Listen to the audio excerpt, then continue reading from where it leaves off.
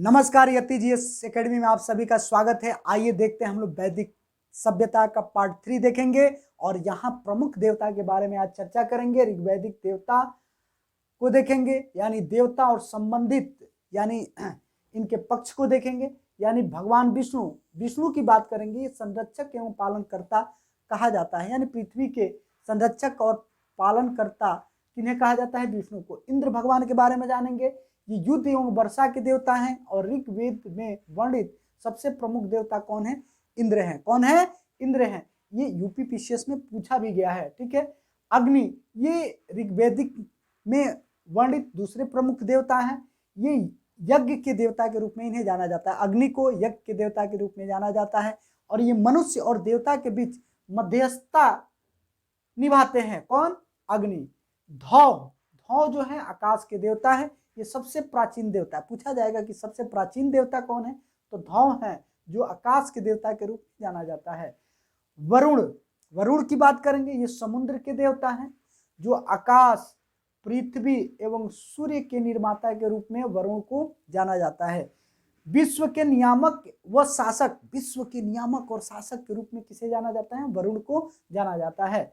सत्य के प्रतीक, सत्य का प्रतीक कौन है? तो वरुण है।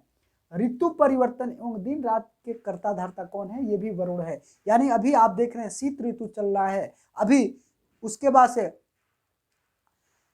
आप ग्रीष्म ऋतु आएगा, तो ये ऋतु परिवर्तन का कर्ता धारता कौन है? वरुण है। सोम देवता किन्हें कहा जाता है? वनस्पति के देवता, यानी पेड़ पौधे के देवता को सोम देवता के रूप में जाना जाता है।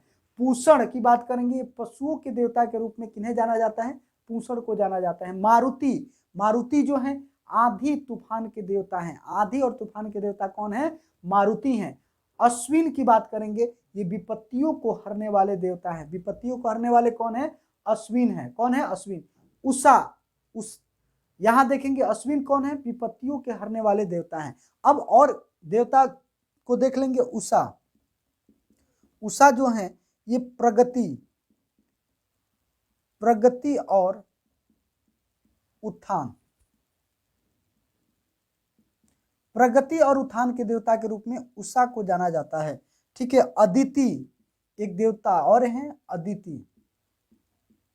अदिति जो है ये सूर्य की माता, यानी भगवान सूर्य की माता है अदिति। इन्हें देव माता के रूप में जाना जाता है। देव माता अगर पूछा जाए देव माता कौन है, तो अदिति हैं, ठीक है। अब देखते हैं हम लोग वैदिक कालीन पदाधिकारी, यानी वैदिक कालीन में जो पदाधिकारी थे उनके नाम और उनसे संबंधित क्षेत्र को देखेंगे। यानी पुरोहित किन्हें कहा जाता था? जो पूजा पाठ कराते हैं। अभी भी याद देखेंगे गांव में पुरोहित बोला जाता है, ठीक है। तो पुरोहित युद्ध के राजा को, जो युद्ध काल में राजाओं को परामर्श देते थे, पूजा पाठ कराते थे, उन्हें पुरोहित कहा जाता था। सेनानी किसे कहा जाता था? सेना नायक, जो सेना का नेतृत्व करते थे। अस्पृश गुप्तचर को कहा जाता था, वर्तमान में जो सीबीआई के रूप में वर्णित है। उग्र, अपराधियों को पकड़ने वाले जो होते थे अधिकारी, उनको उग्र कहा जाता था। वाजपति गोचर भूमि, यानी जो गाय जो गो मिस गाय, चर मिस चरने वाली, जो गाय जिस भूमि पे चरती थी उसके अधिकारी कौन है? तो ब्रजपति कहा जाता था। बेकनॉट किसे कहा जाता था? तो ये सूदखोरों को बेकनॉट कहा जाता था, ठीक है। पड़ी उनको कहा जाता था जो दूर दराज तक जाकर व्यापार करते थे, मैंने व्यापार हेतु दूर जाने वाले व्यक्ति को पड़ी कहा जाता था। और सबसे अधिक एग्जाम में प्रश्न पूछा जाता है, ठीक है। सिरा किसे कहते हैं? तो हल को सिरा कहते हैं। और सीता किसे कहते हैं? हल रेखा को सीता कहा जाता है। अब हम लोग वैदिक काल में राजनीतिक जीवन और सामाजिक जीवन को देखेंगे, फिर आर्थिक जीवन को देखेंगे कि वैदिक काल में सामाजिक जीवन क्या था, राजनीतिक जीवन क्या था और आर्थिक जीवन क्या था, जहां से प्रश्न आपके एग्जाम में पूछे जाते हैं। तो देखेंगे पहले राजनीतिक जीवन यानी राजनीतिक जीवन में वैदिक काल में सबसे छोटी इकाई कुल था। क्या था? कुल था। सबसे छोटी इकाई कुल था, ठीक है, जो एग्जाम में हमेशा बार बार पूछा जाता है, ध्यान रखना है। तो वैदिक काल में सबसे छोटा इकाई कुल था, जिसके मुखिया को कुलप कहा जाता था, ठीक है। क्या कहा जाता था? कुलप कहा जाता था, ठीक है। उससे थोड़ा सा बड़ा ग्राम था जिसके मुखिया को ग्रामीण कहा जाता था। फिर विस था, क्या विस था जिसे के मुखिया को विस्पति कहा जाता था। उसके बाद से जन था, उससे थोड़ी सी बड़ी जन था जिसके मुखिया को राजन कहा जाता था। जैसे आप लोग देखे होंगे प्राचीन जो मूवियां हैं उसमें राजन शब्द का प्रयोग होता था, ठीक है। तो जन मतलब इसके मुखिया को राजन कहा जाता था। और राष्ट्र के मुखिया को राष्ट्रिक कहा जाता था। और राजनीतिक जीवन में दो प्रश्न बार बार पूछे जाते हैं कि ऋग्वैदिक काल में सबसे छोटी इकाई क्या थी, तो कुल थी। ऋग्वैदिक काल में सबसे बड़ी इकाई क्या थी, राष्ट्र थी। ये दो जो है मोस्ट इंपॉर्टेंट है, MI है और इसको बार बार पूछा जाता है। तो इस दोनों को एकदम याद रखना है। अगर कोई कुछ याद ना रहे या ना रहे, ये दोनों आपको क्या करना है, याद रखना है, ठीक है। सबसे छोटी इकाई कुल होगी, वहीं सबसे बड़ी इकाई राष्ट्र होगी, ठीक है। इसमें कुछ राजनीतिक जीवन पे राजा जो होंगे निरंकुश हो जाएंगे, धीरे धीरे निरंकुश हो जाएंगे, अपने मनमानी करेंगे। तो उन पे अंकुश लगाने के लिए, राजाओं पे अंकुश लगाने के लिए सभा और समिति का गठन किया गया, जिसका चर्चा ऋग्वेद में मिलता है। ऋग्वेद में सभा और समिति की चर्चा मिलता है, जिसको राजाओं के निरंकुशता पे अंकुश लगाने के लिए इसकी स्थापना की गई थी। और सभा जो है, सभा में वृद्ध लोग भाग लेते थे, वृद्ध और कुलीन जो धनी वर्ग के लोग हैं ये लोग भाग लेते थे। वहीं समिति में सामान्य लोग भाग लेते थे, सामान्य लोग भाग लेते थे, किसमें, समिति में, ठीक है। यहां से प्रश्न पूछ लिया जाता है, ध्यान रखना है। यही अथर्ववेद तथा शतपथ ब्राह्मण में सभा और समिति को प्रजापति की पुत्री कहा गया है। यानी आप देखेंगे वहीं ऋग्वैदिक काल में सबसे प्रमुख देवता इंद्र होंगे, यही जाके उत्तर वैदिक काल में सबसे प्रमुख देवता प्रजापति होंगे। और प्रजापति की दो पुत्रियों के रूप में वर्णन मिलता है, सभा और समिति की। तो आपसे पूछा जाएगा कि सभा और समिति को किसकी पुत्री के रूप में जाना जाता है, तो प्रजापति के पुत्री के रूप में जाना जाता है। और यहाँ से कई बार एग्जामों में प्रश्न पूछे गए। अब चलिए हम लोग वही कंटेंट को देखेंगे जहां से प्रश्न आपके एग्जाम में बार बार पूछा जाता है, ठीक है। अब यहाँ हम लोग देखेंगे सामाजिक जीवन। ऋग्वैदिक काल में सामाजिक जीवन जो था, वैदिक काल में ये परिवार की स्थिति पितृसत्तात्मक था। क्या था, पितृसत्तात्मक मीन्स पिता का यहाँ पे ऋग्वेद में वर्णन सबसे अधिक मिलता है। तो पितृसत्तात्मक था, यानी यहाँ पे पुरुष प्रधान था। पितृसत्तात्मक यानी पुरुष प्रधान।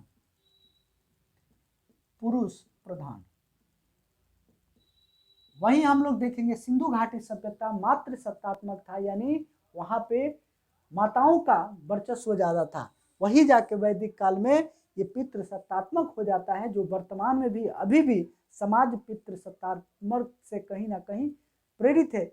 वर्तमान स्थिति भी पितृसत्तात्मक का है, पुरुष प्रधान है। सामाजिक संगठन जो था, सामाजिक संगठन का आधार गोत्र था। क्या था, गोत्र। यानी गोत्र के अनुसार लोगों को पता किया जाता था कि ये किस गोत्र से हैं। कोई भारद्वाज गोत्र से, कोई अत्रि गोत्र से, अलग अलग गोत्र होता था। उसके अनुसार सामाजिक संगठन का आधार बनता था। जैसे अभी भी आप देखेंगे शादी विवाह में जब होता है तो गोत्र प्रमुख होता है, गोत्र पूछा जाता है। ऋग्वेद के आधार में 3 वर्णों का उल्लेख मिलता है। ऋग्वेद के आरंभ में, यानी ऋग्वैदिक काल का जब आरंभ होता है उस समय 3 वर्णों का उल्लेख मिलता है। कितने वर्णों का, 3 वर्णों का, जिसमें एक वर्ण ब्रह्म था, फिर छत्र और विष। ब्रह्म, छत्र और विष।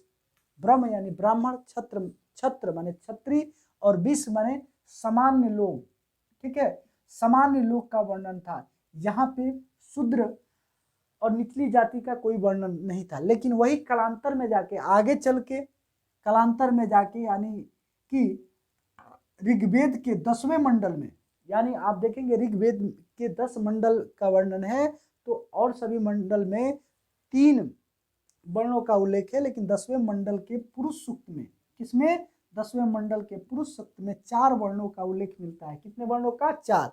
जिसमें ब्राह्मण और इनकी उत्पत्ति मुख से माना जाता है, मुख से, यानी ब्राह्मण की उत्पत्ति मुख से हुआ। और ये यज्ञ और पूजा कराते थे।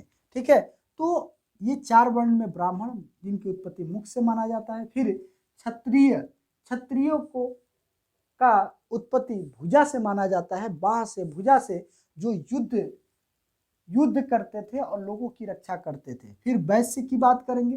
वैश्य का जन्म जंघा से हुआ, जंघा से, और ठीक है, जंघा से हुआ, जो व्यापार के लिए जाने जाते थे। किसके लिए? व्यापार के लिए, व्यापार। और फिर शूद्र की बात होगी। शूद्र का जन्म तलवे से हुआ। ऐसा माना जाता है कि शूद्र का जो जन्म हुआ तलवे से, जो तीनों लोगों की सेवा करने के लिए जाना जाता है। ठीक है, तो ये आप देखेंगे कि पुरुष में इनका वर्णन है, यानी पुरुष शब्द में 4 वर्णों का उल्लेख है, ब्राह्मण, क्षत्रिय, वैश्य और शूद्र। आपसे एग्जाम में पूछ लिया जाएगा कि 4 वर्णों का उल्लेख कहाँ मिलता है, तो पुरुष सूक्त में। ठीक है, ऋग्वेद के 10वें मंडल के पुरुष सूक्त में 4 वर्णों का उल्लेख मिलता है। ठीक है, अब इसमें कुछ और सामाजिक जीवन के बारे में देखेंगे। प्रारंभ में वर्ण विभाजन कर्म पे था, यानी प्रारंभ में जो था कि वर्ण विभाजन किस पे था? कर्म में था। यानी एक परिवार में अगर 4 भाई हैं तो कोई वेद पढ़ता था तो उसे ब्राह्मण मान लिया जाता था।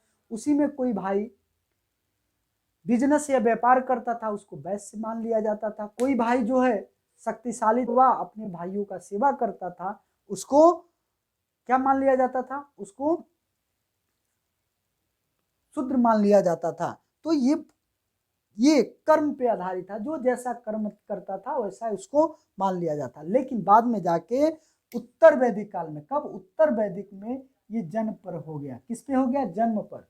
यानी यहाँ पे यही भाई, एक ही फैमिली के, एक ही परिवार के भाई जब अलग अलग कर्म करके अलग अलग वर्णों में विभाजित हो चुके हैं, वही उत्तर वैदिक काल में वही जन्म पे आधारित हो गया। यानी ब्राह्मण का पुत्र ब्राह्मण, वैश्य का पुत्र वैश्य, क्षत्रिय का पुत्र क्षत्रिय, और फिर शूद्र का पुत्र शूद्र। ठीक है, तो उत्तर वैदिक काल में जो वर्ण व्यवस्था था, कर्म के बजाय जन्म पे हो गया।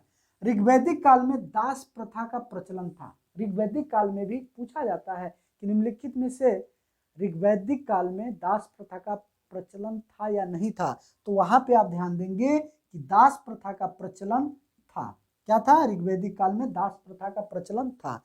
वहीं आप देखेंगे सती प्रथा तथा पर्दा प्रथा का प्रचलन नहीं था। शब्दों पे ध्यान देंगे, ये जो है एग्जाम में बहुत बार पूछा गया है, तो आप ध्यान देंगे कि ऋग्वैदिक काल में सती प्रथा और पर्दा प्रथा का प्रचलन नहीं था। ठीक है, सामाजिक तथा धार्मिक उत्सवों में पत्नियां पति के भागीदार बनती थी। आप देखेंगे ऋग्वैदिक काल में शुरू, ठीक है, कि सामाजिक कार्य होता था, धार्मिक कार्य होता था, उसमें स्त्रियां पति के साथ सहभागी होती थी, भाग लेती थी। ठीक है, सतपथ ब्राह्मण में पत्नी को अर्धांगिनी बोला जाता है, कहा गया है। यानी सतपथ ब्राह्मण में ये उल्लेख मिलता है, पत्नी को अर्धांगिनी कहा गया था। ठीक है, तो कभी पूछ ले कि किस ग्रंथ में पत्नी को अर्धांगिनी कहा गया, जो अभी भी समाज के बहुत सारे लोग पत्नी को एक शब्द अर्धांगिनी के रूप में पुकारते हैं, तो इसका वर्णन सतपथ ब्राह्मण में मिलता है। अब देखेंगे यहाँ पे सामाजिक जीवन। गाय माता बहुत ही प्रमुख थी। गाय को क्या कहा जाता था, जो एग्जाम में बहुत बार पूछा गया है? अघन्या कहा जाता था।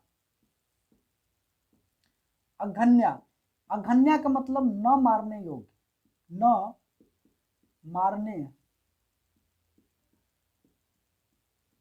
यानी न मारने योग्य जो पशु था उसको अघन्या कहा जाता था। इसे गाय, किसको? गाय को। तो पूछ लिया जाता है कि किसको अघन्या कहा जाता था, तो गाय को। अघन्या का मतलब क्या होगा? न मारने योग्य। ठीक है, और यहाँ वैदिक काल में आप देखेंगे कि सबसे प्रिय पशु की बात करेंगे। ठीक है, प्रिय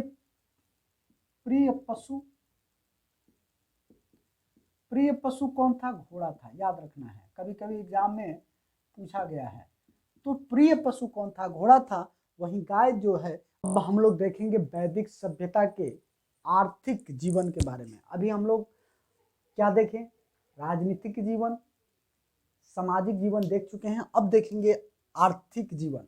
आर्थिक जीवन वैदिक काल का कैसा था इसको देखेंगे। तो आर्थिक जीवन में देखेंगे ऋग्वैदिक काल में पशुपालन जो था महत्वपूर्ण व्यवसाय था। प्रश्न पूछ लिया जाता है कि ऋग्वैदिक काल में महत्वपूर्ण व्यवसाय क्या था, तो ये था पशुपालन, यानी ऋग्वैदिक काल में लोग पशुपालन करते थे और ये सबसे महत्वपूर्ण था। दूसरा प्रमुख व्यवसाय था कृषि। दूसरा प्रमुख व्यवसाय था कृषि था। दूसरा प्रमुख व्यवसाय कृषि था, जो उत्तर वैदिक काल जाते जाते कृषि प्रमुख हो जाएगा और पशुपालन द्वितीय हो जाएगा। ठीक है। ऋग्वैदिक काल में तांबे को लोहित अयस्क के नाम से भी जाना जाता था, का प्रयोग होता था। ऋग्वैदिक काल की बात करेंगे, तांबे का प्रयोग होता था। 1000 ईसा पूर्व में लोहे का ज्ञान होने पर सभ्यता में महत्वपूर्ण बदलाव हुआ। यानी 1000 ईसा पूर्व लोहे का ज्ञान होने पर सभ्यता में बहुत ही महत्वपूर्ण बदलाव हुआ। उस समय पणिक जो व्यापारी होते थे उनको पणिक कहा जाता था। क्या कहा जाता था? पणिक कहा जाता था। वैदिक काल में मुद्राओं का प्रचलन नहीं था। वैदिक काल की बात करें, उस समय मुद्रा का प्रचलन नहीं था। उस समय वस्तु विनिमय प्रणाली था। क्या था? वस्तु विनिमय प्रणाली का प्रचलन था। यानी ऋग्वैदिक काल में मुद्रा का प्रचलन नहीं था। वस्तु विनिमय प्रणाली, वस्तु विनिमय प्रणाली का मतलब कि आप कोई वस्तु देंगे और दूसरा लेंगे। जैसे आपने चावल दिया और आटा ले लिया, ठीक है, धान दिया गेहूं ले लिया, ठीक है, गेहूं दिया मक्का ले लिया, तो ये वस्तु विनिमय प्रणाली था ऋग्वैदिक काल में। मुद्रा का प्रचलन यहाँ नहीं था। पूछ लेगा कि निम्नलिखित में से ऋग्वैदिक कालीन सभ्यता में मुद्रा का प्रचलन था या नहीं था, और फिर ऑप्शन बनाएगा, तो इस चीज को ध्यान देखना होगा। निष्क पूछा जाता है कि निष्क क्या है, निम्नलिखित में से निष्क क्या है। ठीक है, तो निष्क जो था ये सोने का हार था, और ये सोने का हार जो गला में धारण किया जाता था, निष्क से भी विनिमय का साधन था। यानी सोने का जो हार था, यानी सोना था, स्वर्ण था, वो भी विनिमय का साधन था। क्या था? विनिमय के साधन था। उत्तर वैदिक काल में पशुपालन के स्थान पर कृषि प्रमुख व्यवसाय हो गया। पशुपालन के स्थान पर उत्तर वैदिक काल में कृषि प्रमुख व्यवसाय हो गया। उस समय सूदखोरी का प्रचलन था। यानी कह सकते हैं कि ऋग्वैदिक काल में सूदखोरी का प्रचलन था, तथा सूदखोर को बेक नॉट कहा जाता था। क्या कहा जाता था? बेक नॉट कहा जाता था। ये आपका आर्थिक जीवन हो गया। क्या हो गया? आर्थिक जीवन। अब कुछ प्रमुख दर्शन देखेंगे, जहां से आप देखेंगे ये जितना दर्शन पूछा गया है, कम से कम बहुत बार, सैकड़ों बार एग्जामों में पूछा गया है। केवल एक ही एग्जाम नहीं, आप देखेंगे तो UP police, UP SI, Bihar SI, UP PCS, Bihar PCS, अरे हर एग्जाम में यहाँ से प्रश्न पूछा जाता है। तो इसको देखेंगे। प्रमुख दर्शन, तो दर्शन देखेंगे और इसके प्रतिपादक, यानी दर्शन और उसके प्रतिपादक कौन थे? तो सांख्य दर्शन, सांख्य दर्शन के प्रतिपादक थे कपिल मुनि। कौन थे? कपिल मुनि जो थे ये सांख्य दर्शन के प्रतिपादक थे। योग दर्शन की बात करेंगे तो योग दर्शन के प्रतिपादक कौन थे? पतंजलि थे। कौन थे? पतंजलि। ठीक है। न्याय दर्शन की बात करेंगे, न्याय दर्शन के प्रतिपादक थे गौतम। कौन थे? ऋषि गौतम न्याय दर्शन के प्रतिपादक थे। फिर देखेंगे वैशेषिक दर्शन, वैशेषिक दर्शन के प्रतिपादक थे कणाद। इन्हें उल्लुक भी कहा जाता था। क्या कहा जाता था? उल्लुक। और जो वैशेषिक दर्शन था ये वस्तुवादी दर्शन था। क्या था? वस्तुवादी दर्शन था। अब देखेंगे मीमांसा दर्शन, मीमांसा दर्शन जिसके प्रतिपादक थे जैमिनी। कौन थे? जैमिनी थे। और मीमांसा दर्शन जो था ये ब्राह्मण ग्रंथों से संबंधित था। यानी ब्राह्मण ग्रंथों से संबंधित कौन था? मीमांसा दर्शन। पूछ लिया जाएगा निम्नलिखित में से कौन दर्शन ब्राह्मण ग्रंथों से संबंधित है, तो मीमांसा। इसके प्रतिपादक हैं जैमिनी। वेदांत दर्शन की बात करेंगे, वेदांत दर्शन के प्रतिपादक थे बदरायण। कौन थे? बदरायण थे। ठीक है। तो ये बार बार दर्शन पूछा जाता है, इसको याद रखना है। और थोड़ा आगे बढ़ के देखेंगे, भारत का सबसे प्राचीन दर्शन सांख्य दर्शन है, और ये बहुत सारे एग्जामों में बहुत बार पूछा गया है। तो एकदम याद रखना है कि भारत का सबसे प्राचीन दर्शन कौन है? तो सांख्य दर्शन है। कौन है? सांख्य दर्शन। विश्व में सर्वाधिक प्रचारित, यानी विश्व में सबसे लोकप्रिय, सबसे प्रचारित कौन सा भारतीय दर्शन है? तो योग दर्शन है। कौन सा दर्शन है? योग। तो पूरे विश्व में सबसे अधिक प्रचारित जो दर्शन है वो योग दर्शन है। कौन सा है? योग दर्शन। भौतिकवादी दर्शन, तो भौतिकवादी दर्शन की बात करेंगे तो चार्वाक दर्शन जो है ये भौतिकवादी दर्शन है। ठीक है। नास्तिक दर्शन के बारे में पूछा जाता है कि निम्नलिखित में से कौन नास्तिक दर्शन का हिस्सा नहीं है, तो आप देखेंगे नास्तिक दर्शन उसे कहते हैं जो ईश्वर को नहीं मानता है। नास्तिक दर्शन उसे कहते हैं, ठीक है, जो ईश्वर को नहीं मानता है। तो यहाँ देखेंगे जैन दर्शन है, ये ईश्वर के प्रामाणिकता को नहीं मानता। बौद्ध दर्शन ये भी ईश्वर के प्रामाणिकता को नहीं मानता, यानी ईश्वर को नहीं मानता। और चार्वाक दर्शन भी ईश्वर को नहीं मानता। इस प्रकार ये तीन जो दर्शन है ये नास्तिक दर्शन है और यहाँ से प्रश्न पूछे जाते हैं। अब हम लोग देखेंगे वैदिक काल को एक तुलनात्मक दृष्टि के तरफ देखते हुए, यानी हम लोग देखेंगे ऋग्वैदिक काल में क्या क्या घटनाएं हुई और उत्तर वैदिक काल में क्या घटनाएं हुई। ठीक है। ऋग्वैदिक काल, इसे पूर्व वैदिक काल भी कहा जाता है। ये 1500 ईसा पूर्व से 1000 ईसा पूर्व का जो समय है ये ऋग्वैदिक काल कहा जाता है। उत्तर वैदिक काल 1000 ईसा पूर्व से लेके 600 ईसा पूर्व का जो समय था उत्तर वैदिक काल कहा जाता था, जो पिछले क्लासों में हम लोग देख चुके हैं। अब देखेंगे ऋग्वैदिक काल में लोहे का ज्ञान से अपरिचित थे। ऋग्वैदिक काल में जो मानव थे, जो मनुष्य थे, वो क्या थे? लोहे से परिचित नहीं थे। वहीं उत्तर वैदिक काल में जाके लोहे का ज्ञान होता है इन लोगों को। ठीक है, लोहे के ज्ञान से परिचित होते हैं। लोहे को कृष्ण अयस्क कहा जाता था। ऋग्वैदिक काल में सप्त सिंधु प्रदेश जो था, यानी सिंधु और उसकी सहायक नदियों का जो क्षेत्र था, ये जो था ऋग्वैदिक काल में प्रमुख था। वहीं उत्तर वैदिक काल क्षेत्र में गंगा यमुना दोआब क्षेत्र, यानी आप देखेंगे गंगा और यमुना के बीच का जो क्षेत्र होता है, यानी दो नदियों के बीच का जो क्षेत्र होता है उसको क्या कहा जाता है? दोआब कहा जाता है। क्या कहा जाता है?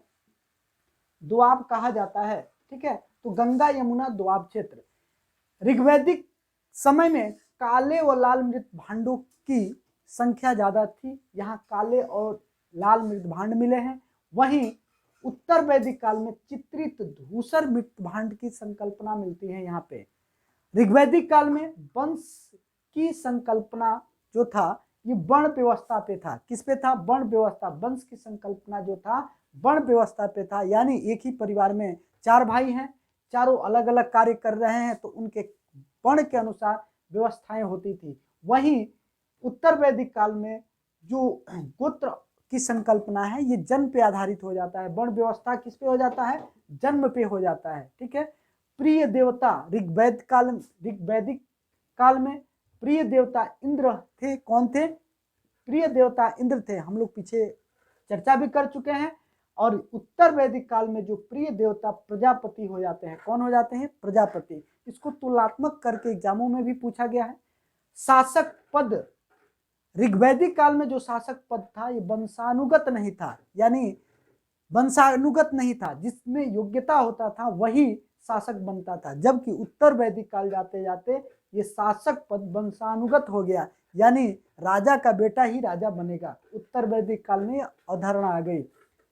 स्वेच्छा से, ऋग्वैदिक काल में लोग स्वेच्छा से कर देते थे, यानी कर को बलि कहा जाता था, चढ़ावा कहा जाता था। यानी कि स्वेच्छा से लोग जो थे क्या देते थे? कर दे देते थे। कोई डिमांड नहीं था, कोई प्रेशर नहीं था। लेकिन यही उत्तर वैदिक काल में ये जाके नियमित हो जाता है, यानी आपको कर देना ही देना होगा।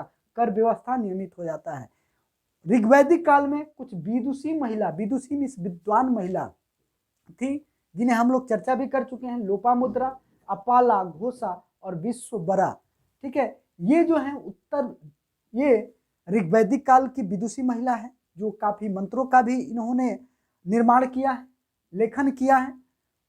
यही विदुषी महिलाएं उत्तर वैदिक काल में आती हैं। उत्तर वैदिक काल में कुछ महिला आएंगी जिनको मैत्रेयी, कात्यायनी, गार्गी और वेदवती, ये जो उत्तर वैदिक काल की विदुषी महिला है और यहाँ से प्रश्न पूछे गए हैं।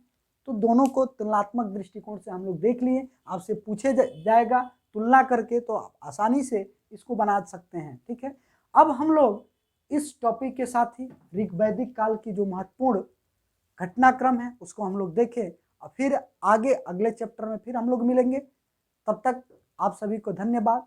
वीडियो पसंद आए तो लाइक और सब्सक्राइब करें ताकि हम जो ये जानकारी है, क्योंकि जितना जानकारी है एनसीईआरटी लेटेस्ट सिलेबस को देखते हुए ये तैयार किया गया है जो हर एग्जाम के लिए फायदेमंद होगा। ठीक है, नमस्कार।